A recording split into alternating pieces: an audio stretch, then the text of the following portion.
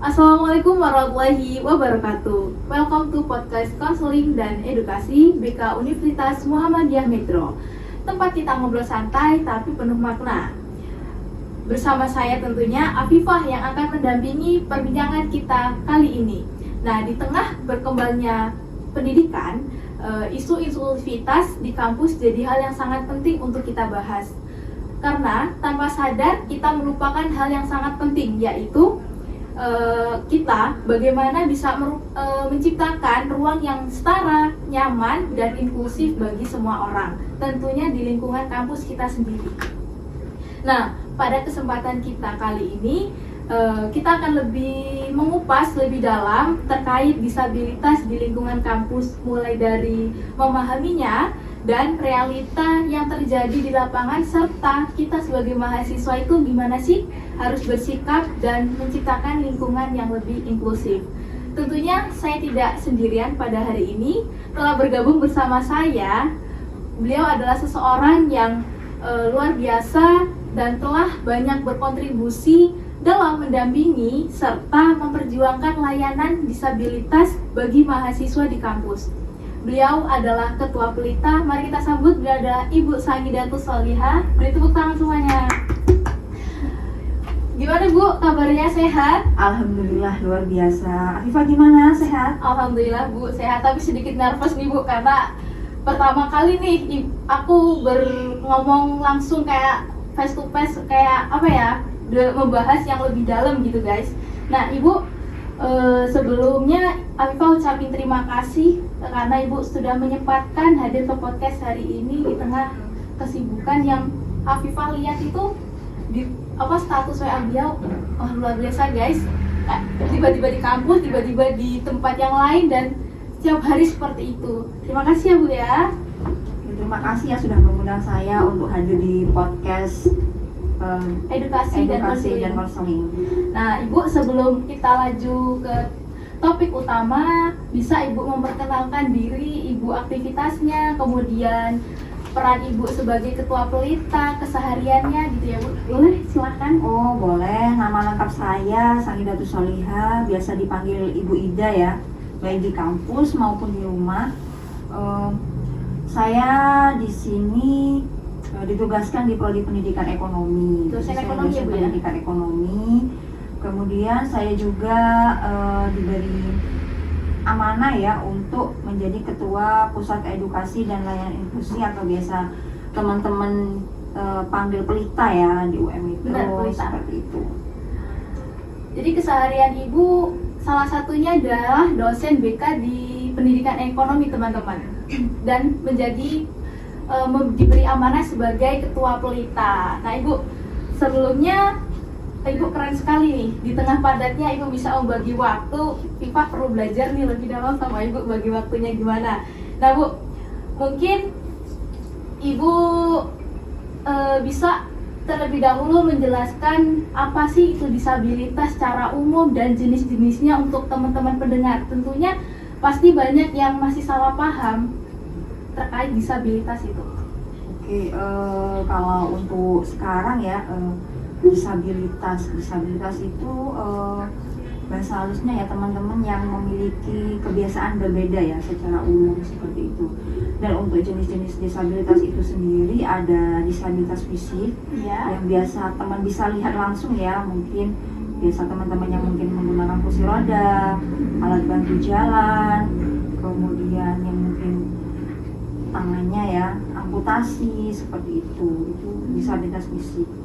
Kemudian yang biasa teman-teman lihat itu disabilitas netra, disabilitas sensorik ya. Yang nggak terlihat ya Bu ya? Oh berarti terlihat. Ada yang nggak terlihat, tidak terlihat. Kalau yang terlihat ya fisik itu.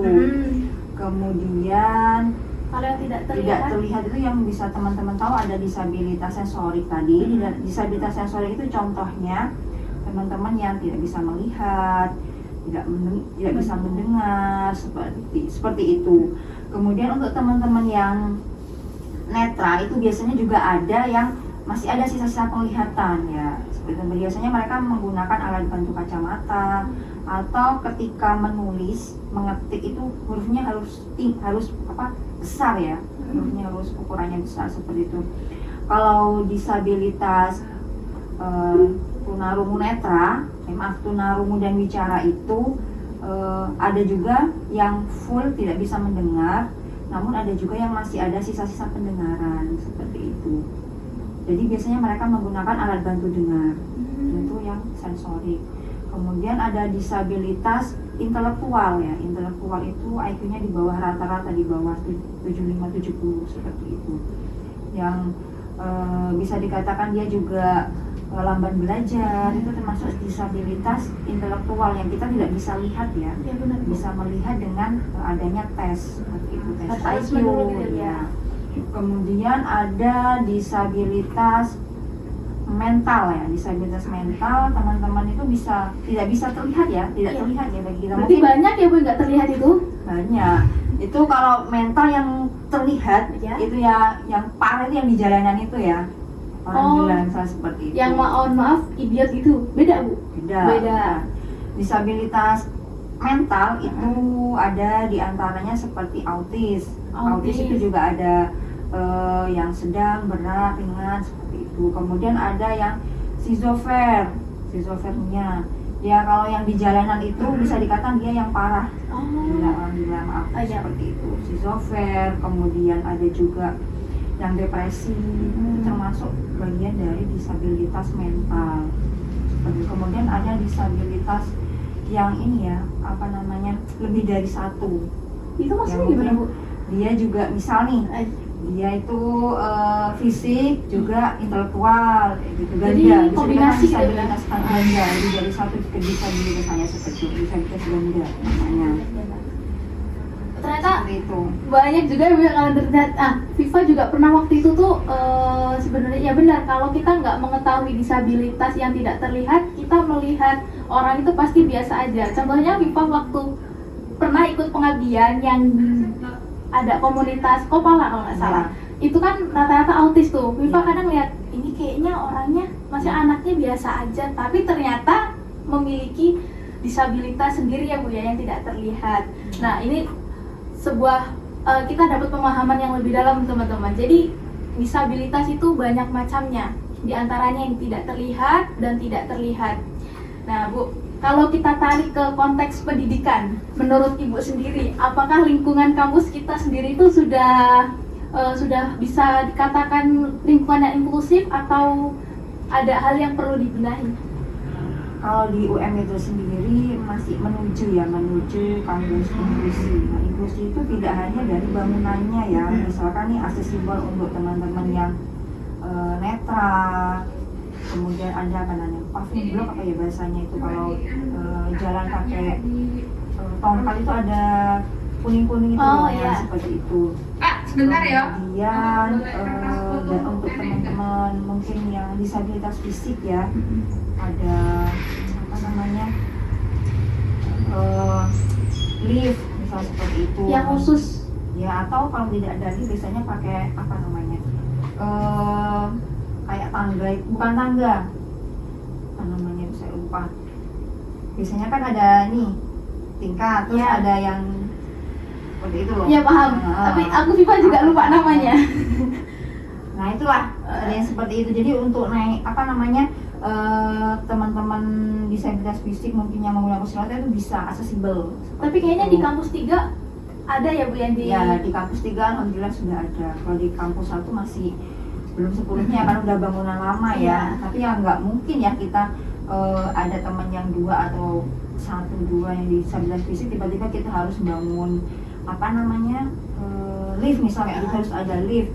Nah itu pasti membutuhkan biaya yang mahal seperti itu. Jadi mungkin bagi sebagai sivitas akademika ya, kalau misalkan ada teman-teman yang disabilitas fisik ya kuliahnya ya mungkin di lantai bawah kalau belum memungkinkan menggunakan lift seperti itu, di lantai dasar ya, di lantai 1 seperti itu. Jadi selain dari segi fasilitas sarana dan prasarananya juga dari segi SDM-nya harus paham ya apa itu disabilitas, bagaimana ketika kita menangani teman-teman yang berkebutuhan khusus, baik dosen, mahasiswa maupun tenaga kependidikan harus aware, harus memiliki ilmu disability awareness-nya seperti apa kayak gitu. Jadi ya menyiapkan SDM-nya itu juga membutuhkan waktu yang agak lama. Berarti memang sudah ada langkah atau ke arah yang inklusif ya Bu, tapi masih jadi PR untuk selanjutnya. Jadi ini bukan soal yang sudah atau belum ada di kampus, tapi masih berusaha dijadikan lebih inklusif lagi. Nah, kalau kan kita tahu nih ada komunitas pelita. Nah, seperti apa sih Bu pelita itu di kampus? Bisa diceritakan sebenarnya pelita dan layanannya apa saja yang diberikan oleh pelita? Pelita itu tadi sudah saya sampaikan ya, Pusat Edukasi dan Layanan Inklusi ya, Universitas Muhammadiyah Metro. Iya. Dengan visinya itu mewujudkan kampus perfedik yang inklusif seperti itu. Jadi pelita ini hadir untuk sebagai pusat edukasi ya, pusat edukasi, memberikan apa ya, disability awareness. Bagaimana disabilitas itu apa, bagaimana ketika melayani atau bertemu dengan teman-teman difabel itu seperti apa, seperti itu. Kemudian kita juga memberikan ini ya apa, selain ada pelita juga ada volunteer di situ. Volunteer di situ untuk membantu teman-teman yang berkebutuhan khusus ya, dalam menjalankan aktivitasnya di kampus seperti itu. Dan untuk layanan pelita itu sendiri ada banyak. Apa itu? Ada layanan pertama kelas inklusi ya. Kelas inklusi itu di mana teman-teman yang berkebutuhan khusus mungkin memerlukan yang namanya note taker ya. Note taker. Jadi bisa menghubungi pelita dan nanti akan dibantu oleh teman-teman volunteer. Untuk teman-teman mungkin yang lungu wicara membutuhkan pendamping untuk bahasa isyarat, namun bahasa isyarat di UM itu masih belum yang apa namanya yang fasih ya. Kita baru melatih teman-teman volunteer itu masih tingkat dasar, jadi setidaknya bisa sedikit membantu lah komunikasi seperti itu. Ada layanan note taker, kemudian bahasa isyarat, kemudian ada layanan ini apa namanya sebelum perkuliahan. Nah, misalkan nih teman-teman yang disabilitas misalkan nih teman tunarungu wicara. Biasanya kita ketika mereka masuk ada asesmen ya, kita mengasesmen bahasanya seperti apa, bahasa Indonesianya seperti apa. Kiranya kurang nanti kita memberikan layanan pelatihan bahasa Indonesia seperti itu. Kemarin juga layanan lain seperti asesmen ya, ketika ada teman-teman difabel kita melakukan asesmen kesiapan orang tua dalam menguliahkan anaknya, kesiapan anaknya itu sendiri seperti itu. Asesmennya ya dari berbagai aspek ya, nanti ada wawancaranya, kemudian kalau tunarungu bicara ada bahasa, tes bahasa, menulisnya seperti apa.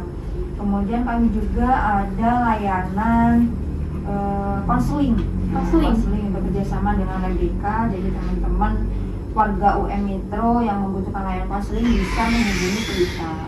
Kemudian ada juga layanan psikologi klinis, kita sudah bekerja sama dengan psikolog ya, psikolog. Jadi teman-teman yang membutuhkan layanan bisa menghubungi pelita.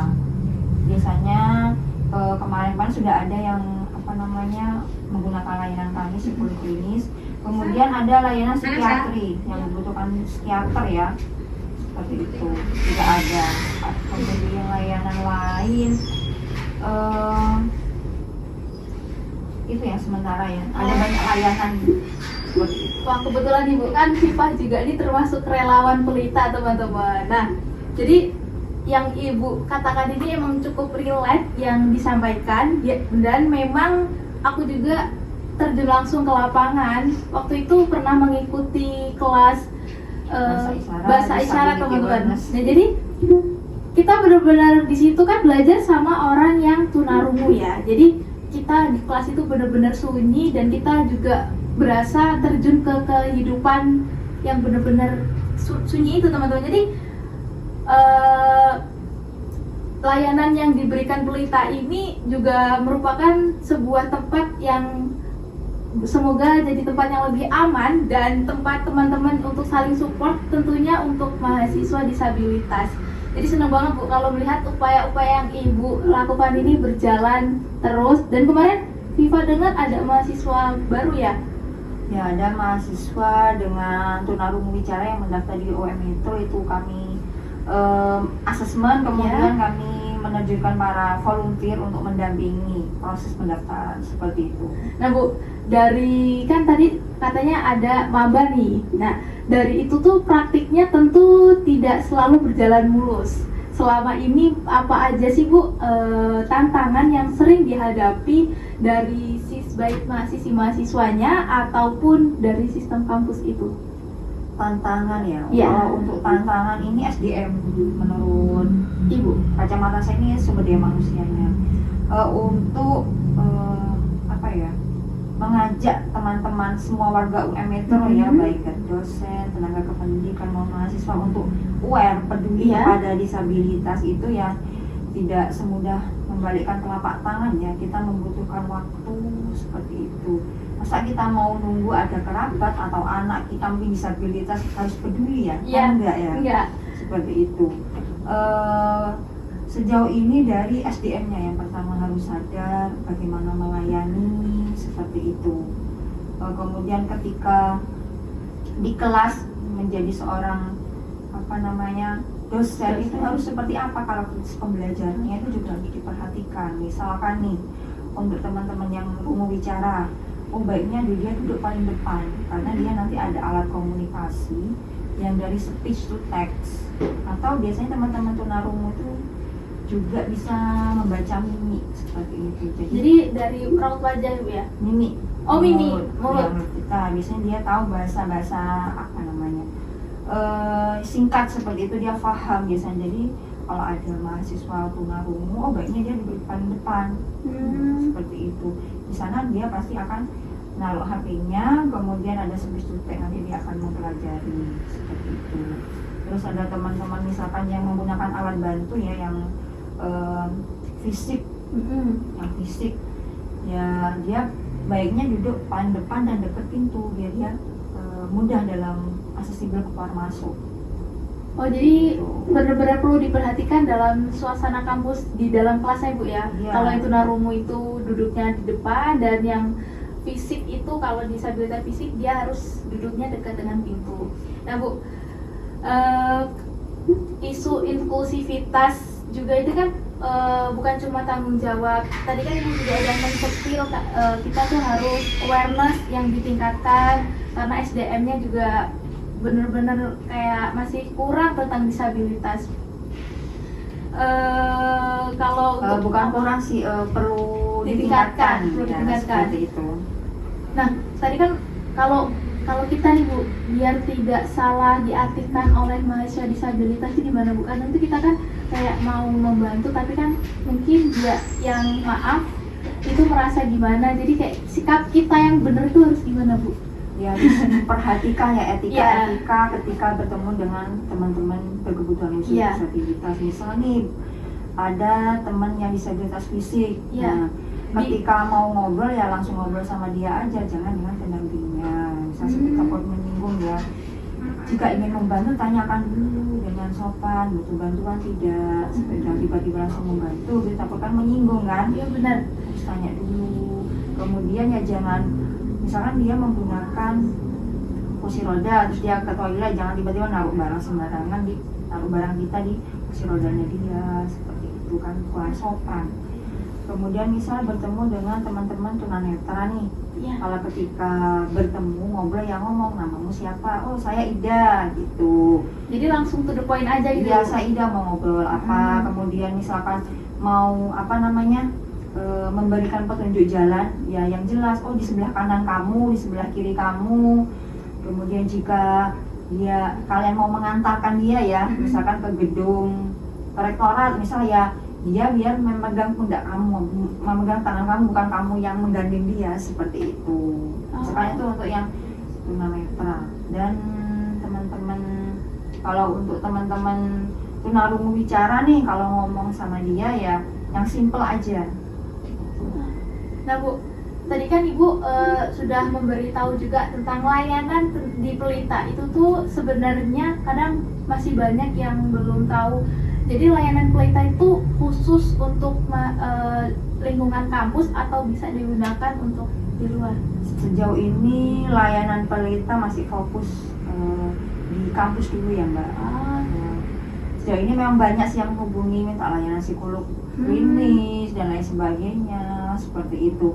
Namun kita masih fokus untuk melayani yang ada di dalam kampus dulu, terutama untuk teman-teman yang berkebutuhan khusus atau disabilitas seperti itu. Kami juga ada layanan fisioterapi ya, ada yang ketinggalan. Teman-teman yang disabilitas kemarin sudah memberikan layanan fisioterapi untuk yang disabilitas fisik. Kami beri layanan fisioterapi kepada mereka seperti itu. Jadi sebenarnya layanannya tuh sangat bagus ya Bu ya. Jadi kalau bisa untuk masyarakat ya untuk masyarakat, tapi ini lebih difokuskan untuk mahasiswa dulu ya Bu ya. Ya, mahasiswa dan semua warga UM itu. Pokoknya untuk warga UM nih ya. Nah, ya, seperti itu. nih Bu, kalau kita bicara ke harapan ke depan, nah langkah yang konkret, nah menurut Ibu perlu agar kampus bisa menjadi ruang inklusif dan ramah itu apa? Selain kita harus ditingkatkan di SDM-nya nih Bu.